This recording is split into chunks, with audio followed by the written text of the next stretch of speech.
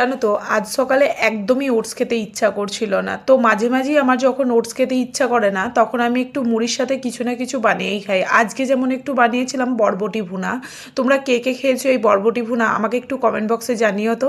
তবে জানো তো আমরা ছোট থেকে মানে বরবটি ভুনা বলো আর ওই মটরশুঁটি, তারপরে ছোলা, এগুলো সবসময় ভুনা খেয়েই এসেছি।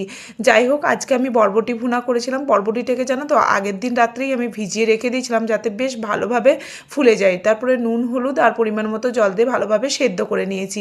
এরপর একটা কড়াইয়ে পরিমাণ মতো তেল দিয়ে তাতে কিছুটা পেঁয়াজ কুচি আর তেজপাতা, স্বাদ অনুযায়ী নুন, একটা দারচিনি, একটা এলাচ দিয়ে ভালোভাবে ভেজে নেওয়ার পর একটা বড় সাইজের টমেটো আর তার সাথে জিরে, ধনে, হলুদ, লঙ্কার গুঁড়ো, আদা রসুন বাটা দিয়ে একটু মশলাটাকে কষিয়ে আর সামান্য একটু জল দিয়ে ঢাকা দিয়ে রেখে দিলাম যাতে মশলাটা ভালোভাবে কষানো হয়ে যায়। বেশ ভালোভাবে কষানো হয়ে গেলে ওই সেদ্ধ করা বরবটিটাকে দিয়ে ভালোভাবে নেড়েচেড়ে নিয়ে একবার ঢাকনা বন্ধ করে রেখে দিয়েছিলাম। ঢাকনা খুলে নেড়েচেড়ে নামিয়ে নিয়েছিলাম। সকালে মুড়ির সাথে পরিবেশন করেছিলাম, খেতে দুর্দান্ত লেগেছিল।